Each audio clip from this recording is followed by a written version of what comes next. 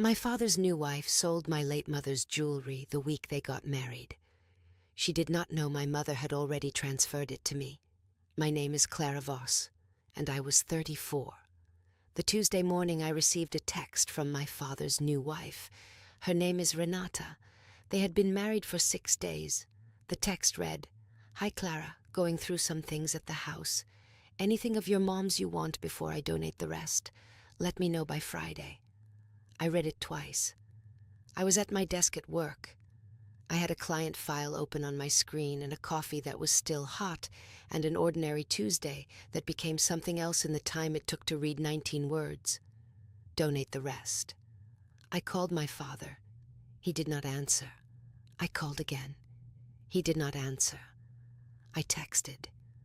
I said, "Dad, please call me when you can." He called back 40 minutes later.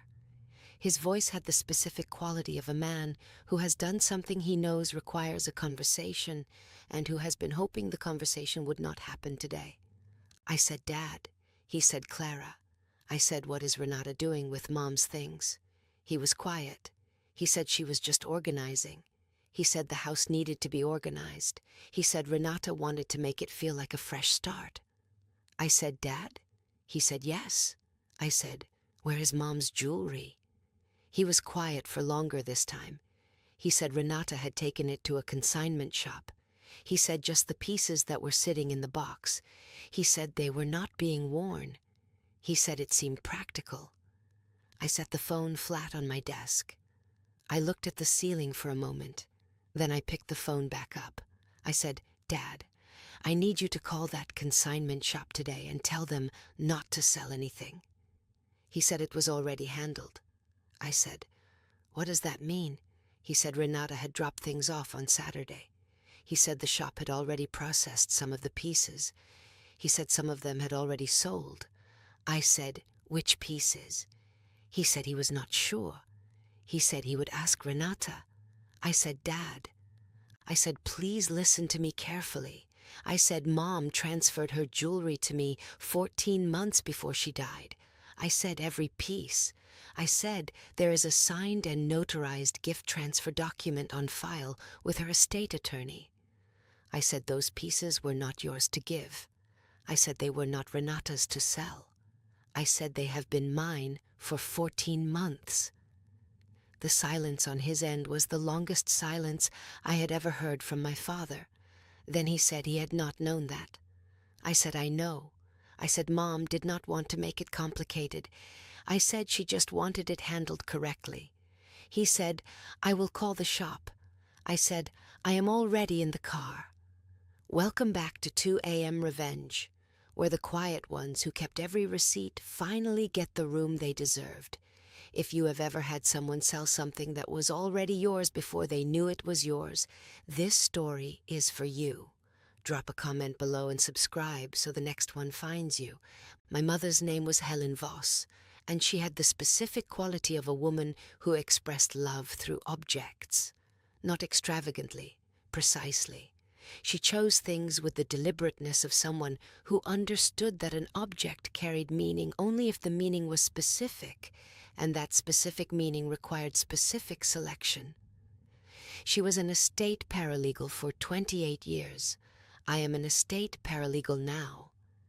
Not because she pushed me toward it, because watching her understand that the most important work you could do for a family was to get the documents right before the moment of crisis arrived, taught me that documentation was not bureaucracy.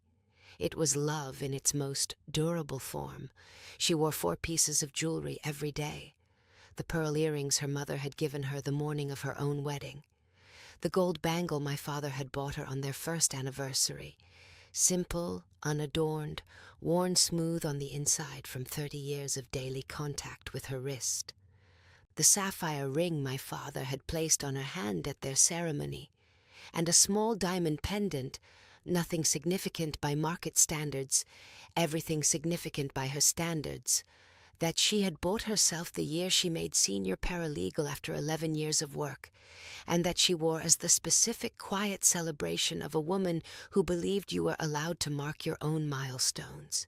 She wore all 4 every day, until the last months when the illness made her hands swell and the rings would not go on. She wore the earrings and the pendant until 3 weeks before she died. The last time I saw her in the pearl earrings, I was sitting beside her bed, and the afternoon light was coming through the window, and she turned her head to say something, and the pearls caught the light, and I thought I would remember that specific moment for the rest of my life. I was right. She was diagnosed 2 years before she died. Pancreatic. The word the oncologist used was aggressive, and the timeline was not the one any of us wanted, and my mother received it with the specific composure of a woman who had spent 28 years preparing other families for exactly this kind of news, and who had, I understood later, spent considerable time preparing herself. She called me the afternoon of the diagnosis. Her voice was steady. She said, "I need to talk to you about some practical things." I said, "Okay." She said, "Not today." She said, "This weekend." She said, "Come on Sunday and we will go through everything properly." I said, "I would be there." She said, "Bring your work notebook." I said, "I always brought my work notebook." She said, "Good." She said, "This is going to be fine." I said, "I know, Mom." She said, "I mean it." She said, "Everything will be in order." She was not talking about her health. She was talking about the documents. She meant everything will be in order before I go. It was. The Sunday meeting happened 10 days after the diagnosis. We sat at her kitchen table for 4 hours. She had a folder. She had always had a folder. The will, current and clean. The healthcare directive. The durable power of attorney naming me as her agent. The beneficiary designations on every account. And at the bottom, in a fresh envelope, a document she slid across the table last. She said, "I want to go through this one carefully." I opened it. It was a gift transfer document, a comprehensive personal property gift transfer, prepared with the same precision she applied to everything in her professional life. Every piece of jewelry she owned, 23 pieces, each one described specifically metal, stones, distinguishing characteristics, approximate value where known, the pearl earrings from her mother, the gold bangle from my father's first anniversary, the sapphire ring, the diamond pendant, and 19 other pieces, earrings and bracelets, and a watch she had inherited from her own grandmother, and several pieces she had bought herself over the years that had meaning she catalogued in a separate handwritten note attached to the document. Each piece, to me, by name, effective immediately upon signing, not upon death, immediately. She had thought about that specifically. She had said to me as I read it, "I asked Carol to make it immediate because I wanted it done while I had the capacity to do it clearly, and I did not want it to be part of the estate where it could be complicated." I said, "Mom," she said, "I am a paralegal." She said, "I know exactly how estates get complicated." She said, "The jewelry is yours now." She said, "It has been yours since we sat down." She said, "Take it home tonight." I said, "I am not taking your jewelry while you are wearing it." She said, "I am not wearing most of it." She said, "The box is in the bedroom." She said, "Take it home tonight and keep it somewhere safe, and we will not discuss it again." I took it home that night. I put it in the fireproof safe in my closet behind my own documents. She signed the transfer document and her attorney filed a copy, and I kept a copy, and we went back to dinner, and we did not discuss it again. For 14 months we did not discuss it. She wore the pearl earrings and the diamond pendant whenever she was able. She wore the sapphire ring on good days when the swelling allowed. When she died, I put the pieces in the safe with the others. I did not think about the document again until the Tuesday morning Renata's text arrived. My father married Renata 11 months after my mother died. I want to be fair about the timeline because fairness matters even when it is uncomfortable. 11 months is not a long time. It is also not my life and not my decision. My father was 67 years old, and he had been with my mother for 34 years, and she had been the center of his life in the specific way that some people become the center. And when she died, The center was gone, and he was a man without infrastructure, and grief does different things to different people, and some of them find the next person faster than others. I had met Renata twice before the wedding. The first time at a dinner, my father arranged to introduce her. She was warm in the measured way of a woman on her best behavior. She asked me questions about my work. She said kind things about my mother. She said she knew she could never replace her. I said the right things. I meant most of them. The second time was at the wedding, a small ceremony, 20 people. I was there. I gave a toast that was honest about my father and careful about everything else. Renata's son was there from across the country. He shook my hand. He said his mother was very happy. I said I was glad. I drove home after and sat in my apartment and thought about the sapphire ring in the safe, and the pearl earrings in the safe, and the gold bangle worn smooth from the inside from 30 years of daily contact. And I told myself the document was filed and the safe was locked and everything was in order. 6 days later, Renata texted me about donations. I drove to the consignment shop. It was called Heirloom, and it sat on a commercial street, downtown, in the specific kind of storefront that announces its purpose through understatement. Clean window, tasteful signage, the kind of lighting that makes old things look valuable, because they are. I went in alone. A woman named Diane was at the counter. She had the professional warmth of someone in the business of handling things people have let go of, and who understood that letting go was not always simple. I said I was there about a collection that had been brought in on Saturday. I gave Renata's name. Diane checked her records. She said yes. She said a collection of 23 pieces. I said 23. She said yes. She had the intake form. She slid it across the counter. I looked at the list. 23 pieces. My mother's 23 pieces, described in the same specific language my mother had used in the gift transfer document because they were the same pieces. I said, "How many have sold?" Diane checked. She said 4.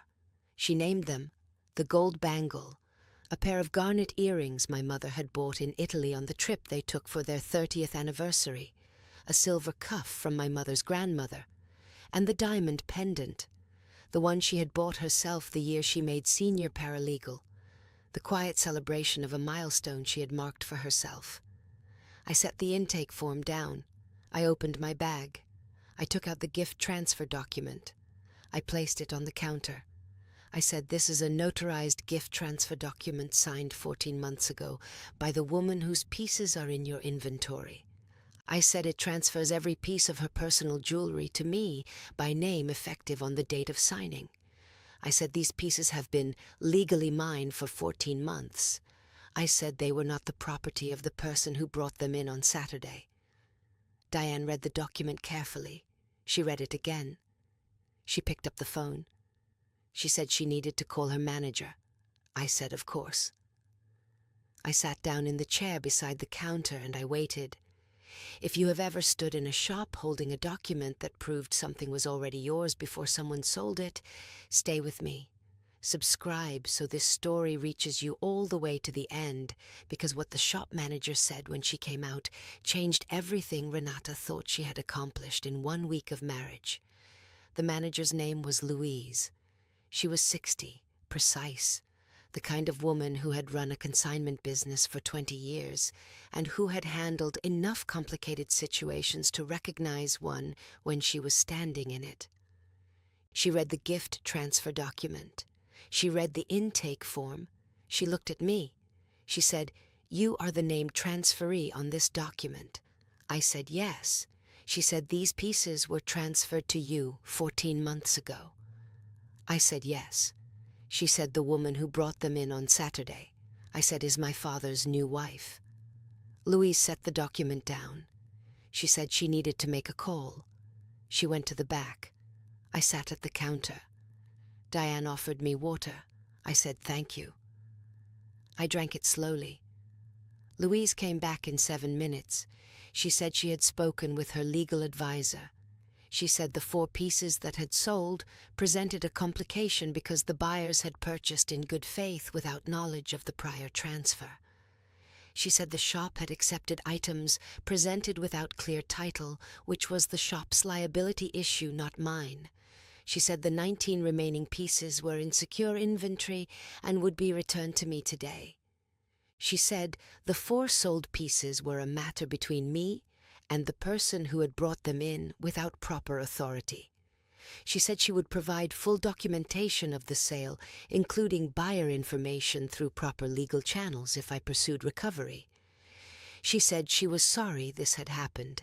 She said in 20 years she had seen variations of this situation, and it was never straightforward. I said I appreciated her handling it correctly. She said it was the only way to handle it.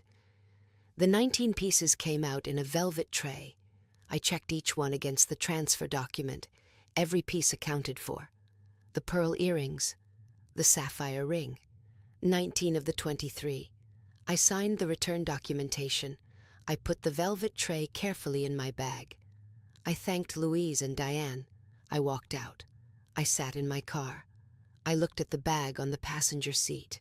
My mother's pearl earrings were in that bag. The ones she had worn the afternoon the light came through the window and caught them. 4 pieces were gone, including the diamond pendant, the quiet milestone. I sat with that for a long time. Then I called my estate attorney.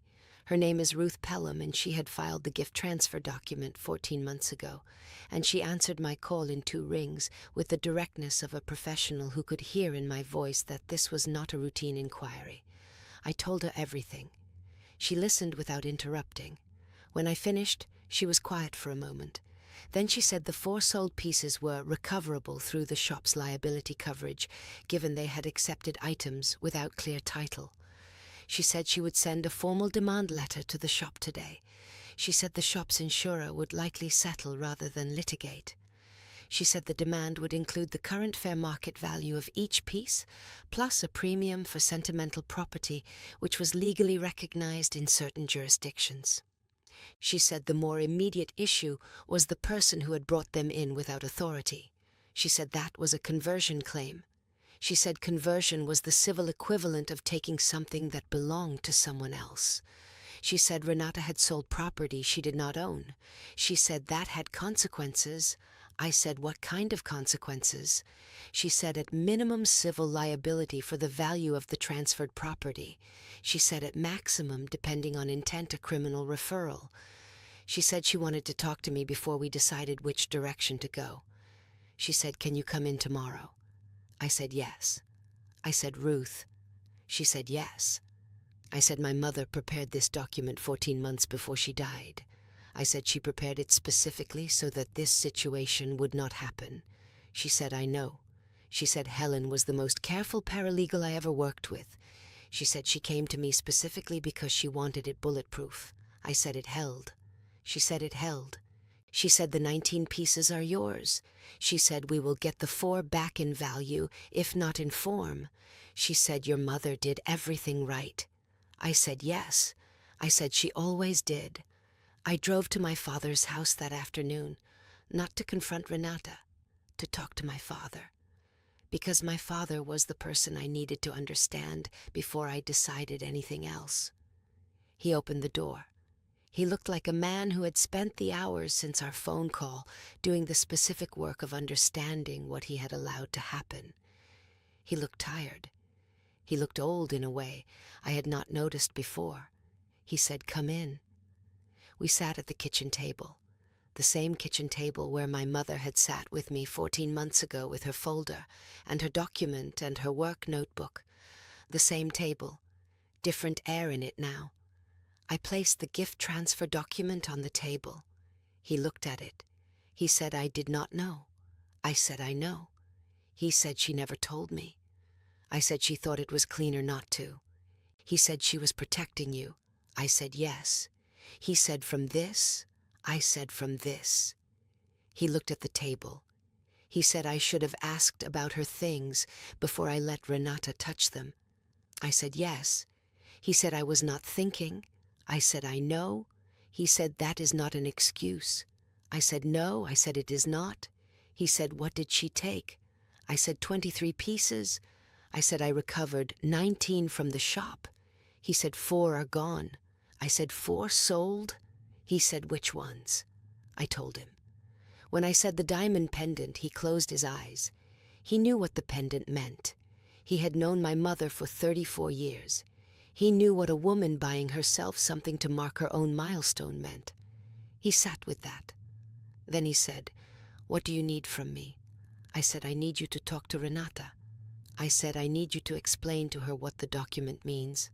I said, I need you to make sure she understands that anything remaining in the house that belonged to my mother needs to be left alone until I have gone through it. He said, yes, I said, and I need her to understand that Ruth is pursuing recovery of the 4 pieces and that Renata will be part of that process. He said she will not like that. I said, I imagine she will not. He said she meant to make the house feel like hers. I said, I understand that. I said, the house can feel like hers. I said, my mother's belongings are not the house. He said, no.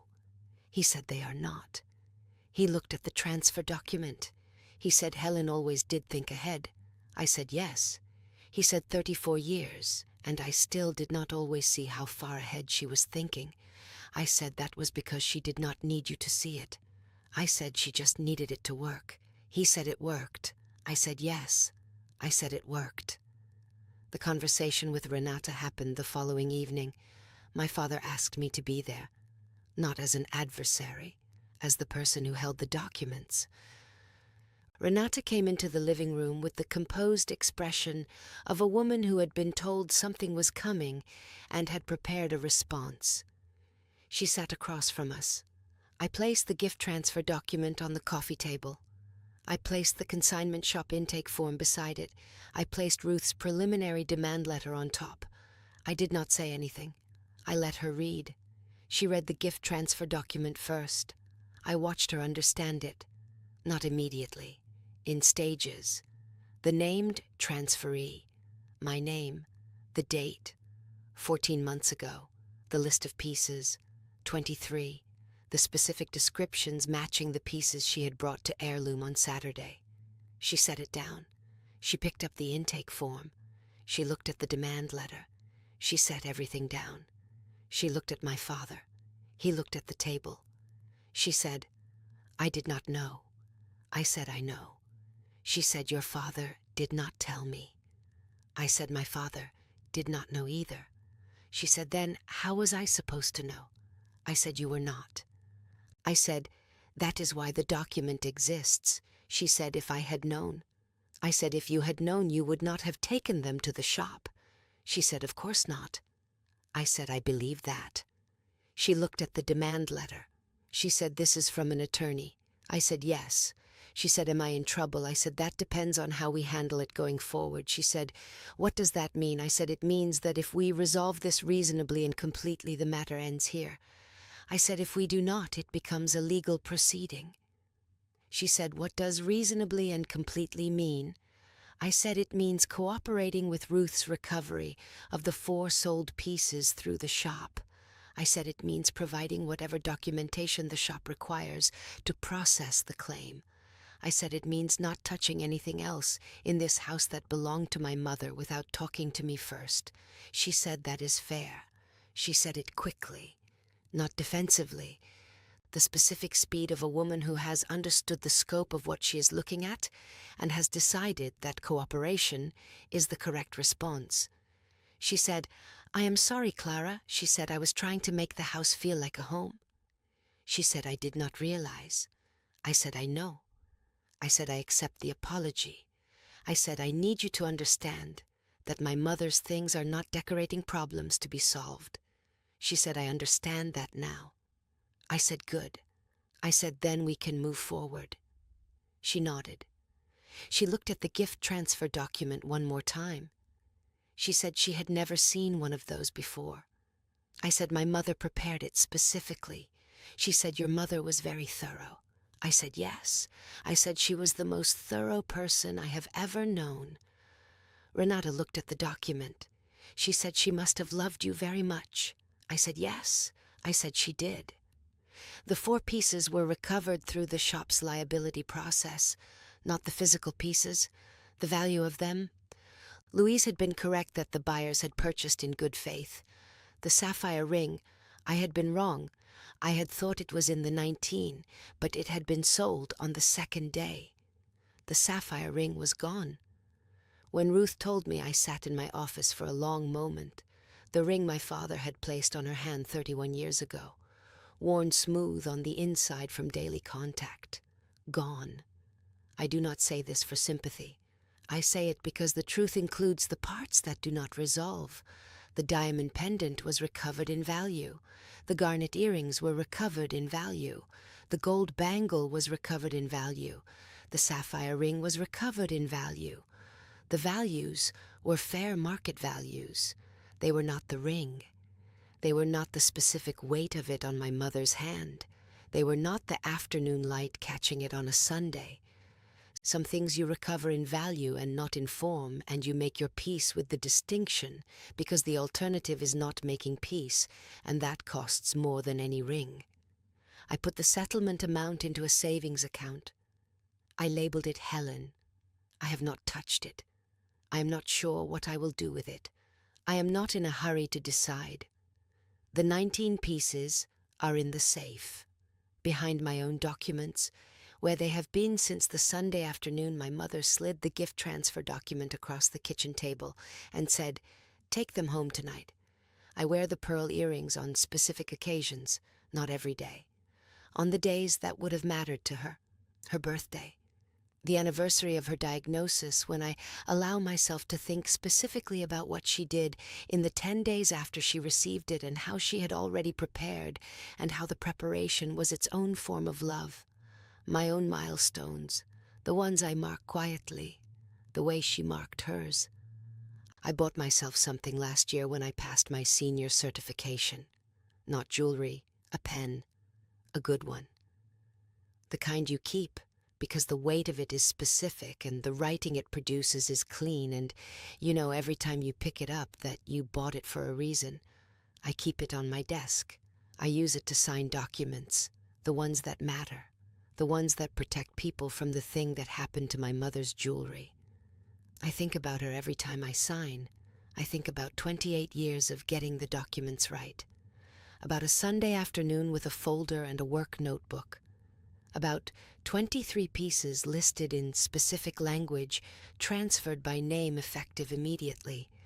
About a woman who understood that love in its most durable form was the document that held when everything else was in motion. She got it right. She always got it right. I carry that with me the same way I carry the pen, for the weight of it, for what the weight means. My father calls on Sundays. We talk about everything. Renata has been careful with me, not warm exactly, careful. The specific care of a woman who has understood the boundaries and who respects them because she has seen what the documents look like when they are properly prepared. I think that is sufficient. I do not need warmth from Renata. I need the careful. She provides it. We manage. That is my story.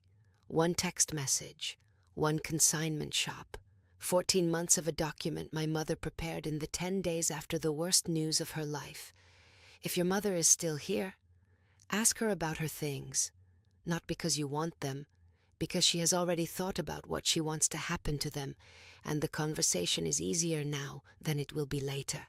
And if she has already prepared a document, know where it is, know the attorney's name, know the file number, know what the document says and what it protects.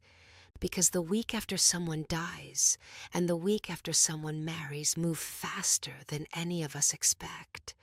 And the document your mother signed on a Sunday afternoon is only as powerful as the person who knows it exists. My mother prepared it. I kept it. It held. That is the whole of it. Share this with someone who needs to hear it tonight. Drop a comment and tell me which part of this story stayed with you. Hit subscribe and I will see you in the next one.